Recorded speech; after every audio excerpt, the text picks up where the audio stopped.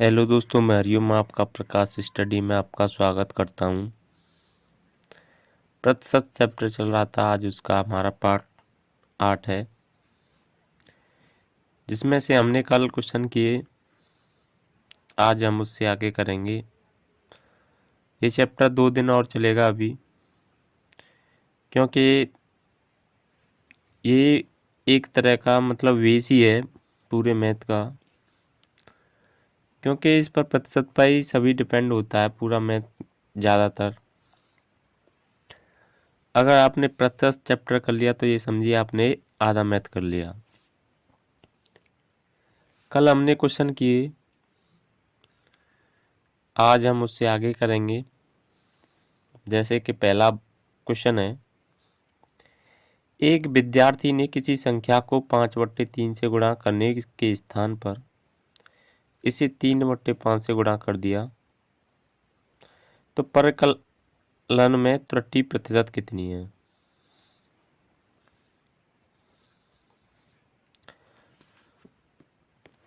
तो मतलब कोई विद्यार्थी था, उसे 5/3 से गुणा करना था, उसने गलती से 3/5 से गुणा कर दिया, तो यानी कितने % की त्रुटि आई, यानी कि कमी या वृद्धि कुछ भी आई तो कितने % की आई?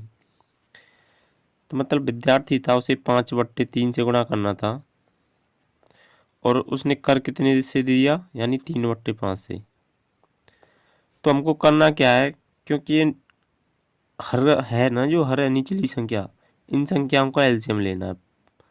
5 और 3 का एलसीएम लेना है, तो एलसीएम आ जाएगा हमारा 15। तो 15 से हमको दोनों संख्याओं में गुणा कर देना है।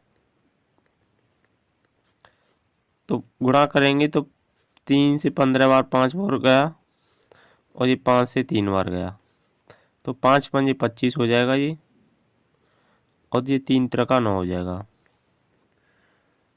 तो ये प्रतिशत में पूछ रहा है, ये कमी कितने की होगी, 16 की होगी, तो प्रतिशत में पूछ रहा है। तो प्रतिशत में कैसे निकाल लेंगे, यानी 16 की कमी किससे, यानी 25 से 9 हो गया है, यानी कम हो गया है, किससे कम हो गया है, 25 से। तो 25 नीचे लिख देंगे इंटू 100,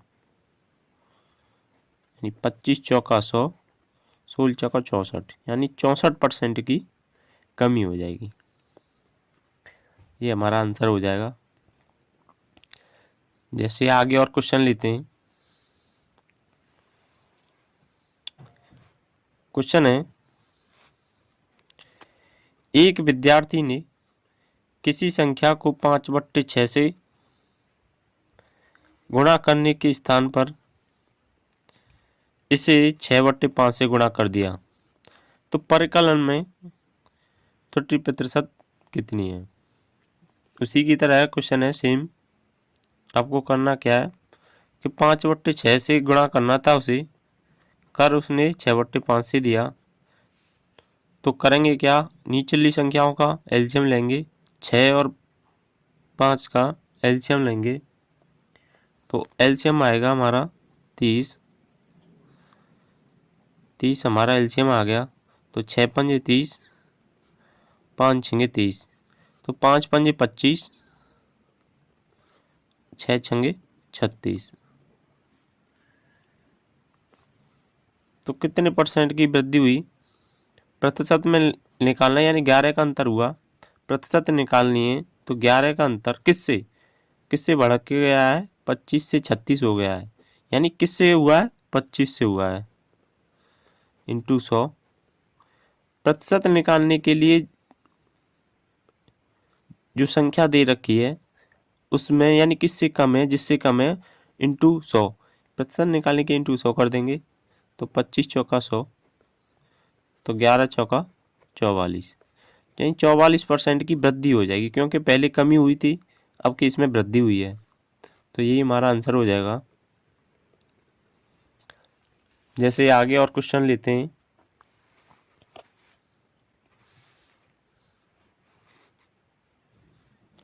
क्वेश्चन है, यदि चीनी के मूल्य में 30% की कमी आए तो अपनी खपत में कितने % की वृद्धि करें कि खर्च में 10% की कमी हो जाए?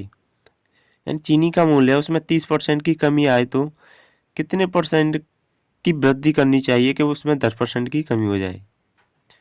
यानी पहले 30% कमी हो रही थी, उसमें मतलब हमको क्या करना है कि उसमें 10% की कमी हो जाए। तो कोई भी चीज़ सही हमारी 100% होती है, अगर उसमें 30% की कमी करेंगे तो कितनी हो जाएगी? 70।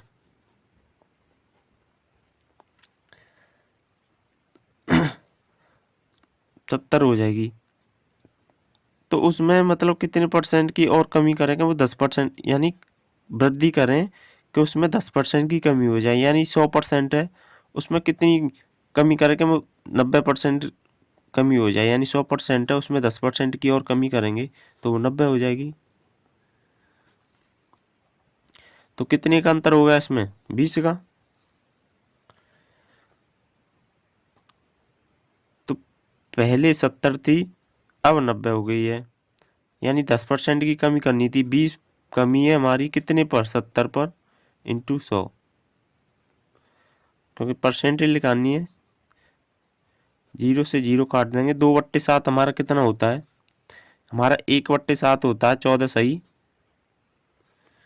14 सही 1/7% होता है। इसका 2 गुना है तो ये 14 दूनी 28 हो जाएगा। 28 सही 2/7%। यही हमारा आंसर हो जाएगा।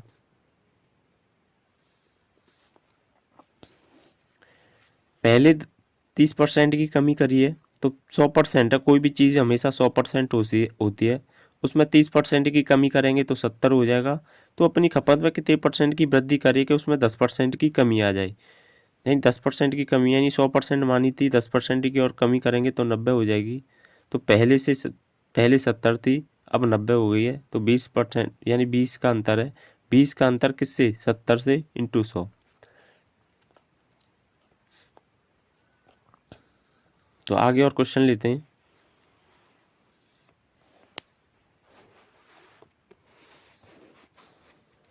क्वेश्चन है, यदि चीनी के मूल्य में 20% की वृद्धि हो जाए, उसके कुल खपत में 6 किलो की कमी आ जाती है और उसके कुल खर्च में 50% की वृद्धि हो जाती है, तो चीनी की वास्तविक खपत क्या है?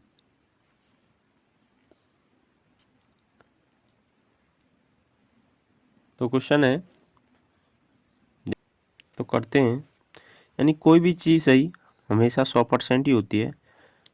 अगर चीनी के मूल्य में 20% की वृद्धि हो जाए, यानी 100% हमने चीनी का मूल्य माना है, उसमें 20% की वृद्धि हो जाएगी तो 120 हो जाएगा। 100 पर 20 की वृद्धि, 20% की वृद्धि तो 120 हो जाएगा। वृद्धि हो जाए तो कुल खपत में 6 किलो की कमी हो जाती है, तो उसके कुल खर्च में 50% की वृद्धि हो जाती है। तो सॉरी, 50 नहीं है, 5% है।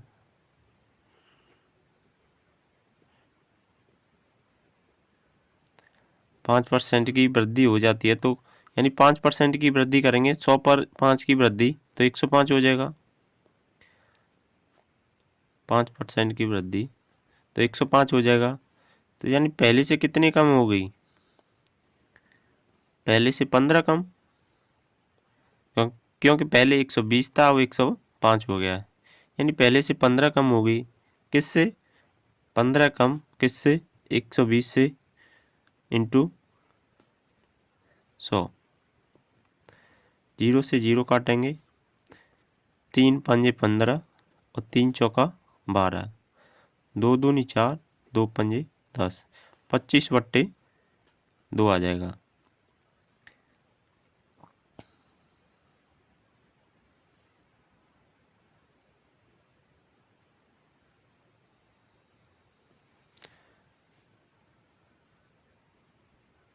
ये तो हमारी कमी या वृद्धि निकल आएगी। और हमको निकालना क्या है कि उसमें कितनी 6 किलो की कमी आ जाती है, तो वो यानी किलो में निकालना है। यानी 15 बट्टे हमारी 120 हो जाएगी ये। तो काटना हमें,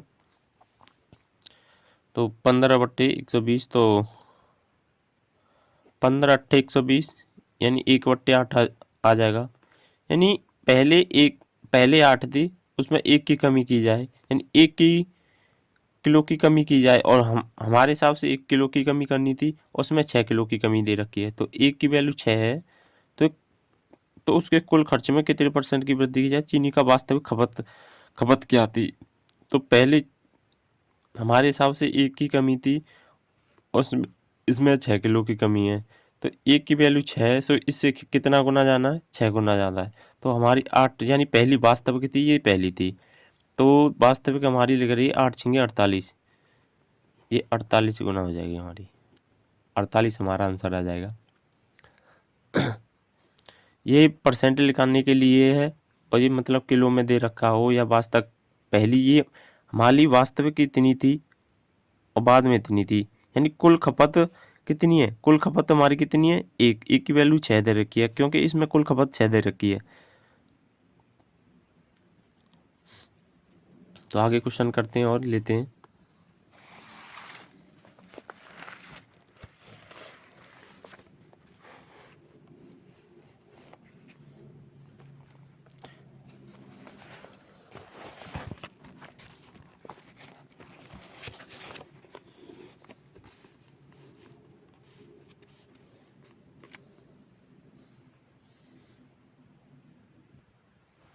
क्वेश्चन है, यदि चीनी के मूल्य में 25% की वृद्धि की जाए, जिस वजह से एक गृहिणी 200 खर्च करके 10 किलो कम चीनी खरीदती है, तो चीनी का वर्तमान मूल्य प्रति किग्रा ज्ञात करो। यानी यदि चीनी के मूल्य में 25% की वृद्धि की जाए, यानी 25% की वृद्धि कर रही है, जिसकी वजह से एक गृहिणी 200 खर्च करके 10 किलो कम चीनी खरीदती है, तो चीनी का वर्तमान मूल्य प्रति किग्रा में कितना है। सॉरी,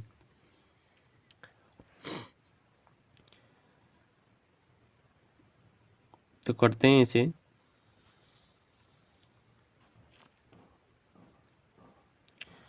यानी कोई भी चीज़ है, हमारी 100% है,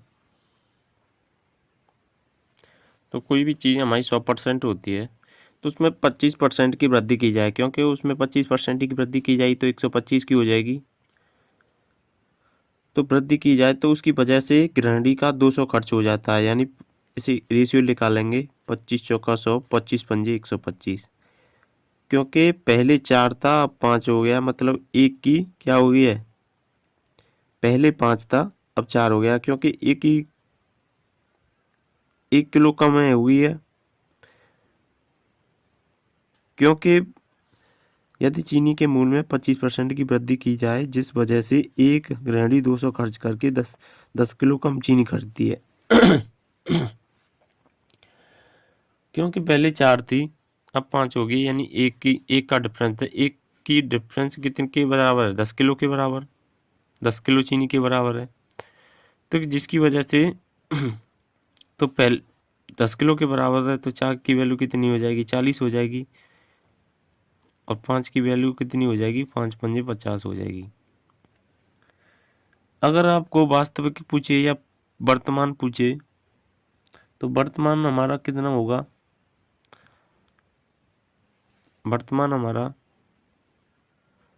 हमारा ये होगा, क्योंकि पहले दे रखा है 40 किलो की वैल्यू दे रखी है, 200 खर्च करता है, यानी 40 की वैल्यू 200 के बराबर है, तो 1 kg निकालनी है, तो प्रति kg निकालनी है, तो 0 से 0 काटेंगे, 4 पंजा 20, यानी 5 किलो,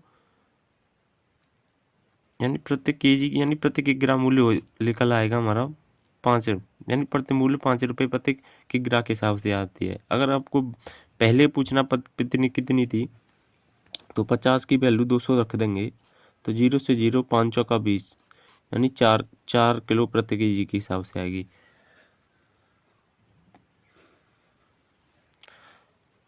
तो वर्तमान मूल्य पूछा था, तो वर्तमान हमारा कितना आ जाएगा, 5 किलो प्रति kg के हिसाब से आ जाएगा, सॉरी 4 किलो प्रति kg के हिसाब से, क्योंकि ये तो पिछला था 5 किलो प्रति kg के हिसाब से आ रही थी, और वर्तमान हमारा 4 किलो प्रति kg के हिसाब से आएगी, ये हमारा आंसर हो जाएगा। तो क्वेश्चन और लेते हैं आगे। जैसे क्वेश्चन है अगला, किसी व्यक्ति के वेतन में पहले 10% की कमी आ गई, फिर उसमें 10% की वृद्धि हो गई, की गई तो उसके वेतन में परिवर्तन कितना रहा। यानी हमने पहले क्वेश्चन में बताया कि 10% की कमी, यानी 10% की कमी हो जाएगी, माइनस हो जाएगा, प्लस 10% की वृद्धि, 10 की कमी, 10% की वृद्धि, तो माइनस आएगा क्योंकि इसका और इसका गुणा होता है, तो 10 इंटू 100, तो कितने परसेंट का परिवर्तन हुआ, इससे 1 कट जाएगा और इससे ये कट जाएगा, तो कितने परसेंट की कमी हो जाएगी, क्योंकि इससे तो ये कटेगा -1, यानी 1 की कमी हो जाएगी। ये तब लगता है क्योंकि एक ही वस्तु हो तभी लगा सकते हैं। जैसे आगे क्वेश्चन और है, किसी वस्तु का मूल्य 75 था, पहले मूल्य में 20% की वृद्धि की गई तथा बाद में 20% की कमी की गई, तो वस्तु का वर्तमान मूल्य क्या था, यानी पहले 75 था। तो करते हैं,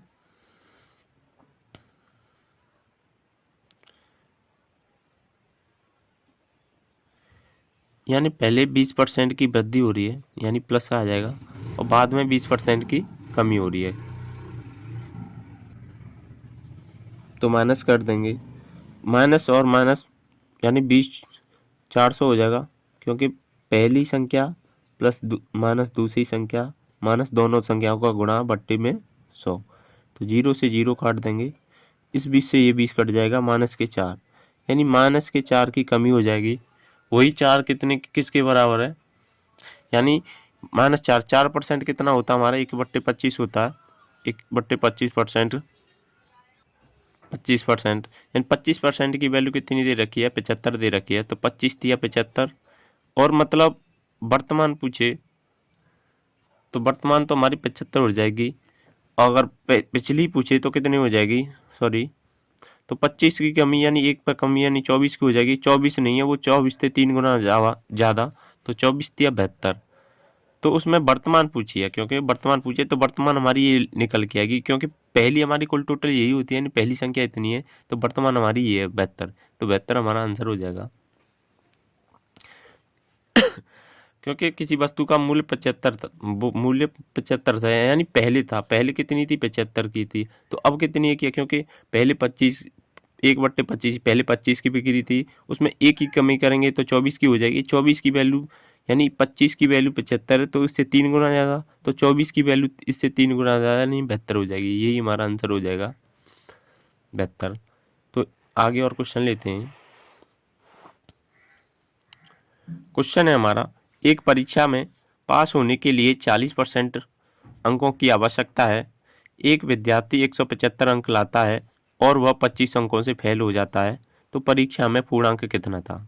यानी कोई विद्यार्थी था, किसी परीक्षा में कुल टोटल कोई संख्या थी, उसमें 40% की आवश्यकता होती है पास होने के लिए, उसने 175 अंक लाए, जिसमें से 25 अंक कम रह गए, 25 अंक कम रह गए, और वो पूर्णांक पूछ रहा कि वो कितने का था। यानी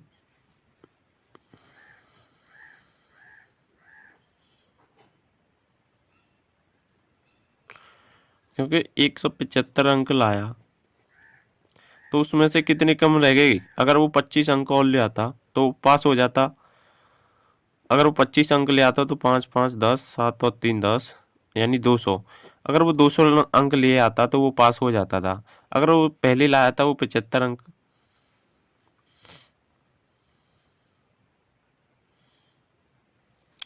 ले आता तो चक वो ये 200 यानी 240% के बराबर है, यानी 40% की आवश्यकता होती है तभी तो वो पास हो जाएगा, क्योंकि उसमें दे रखा है कि एक परीक्षा में पास होने के लिए अगर वो 40% ले आता है, यानी 200 अंक ले आता है, 40% की वैल्यू 200 है, तो यानी 1% की वैल्यू कितनी हो जाएगी, 0 से 0 काटेंगे, 4 पन्ना यानी 5 पंजे 4 पंजे 20, 1% की वैल्यू कितनी आ गई, 5, 1% की वैल्यू 5 दे रखी है, तो 100% कोई भी सही, हमारा पूर्णांक 100 का होता है, यानी कोई भी अंक हम संख्या सही वो कितने की होती है, 100% मानी जाती है, तो वो 5 यानी 100% की वैल्यू निकालनी है, तो क्योंकि 100 का इधर गुणा करेंगे तो 100 इधर का, यानी 500 का, इन 500 का पूर्णांक था, ये हमारा आंसर हो जाएगा।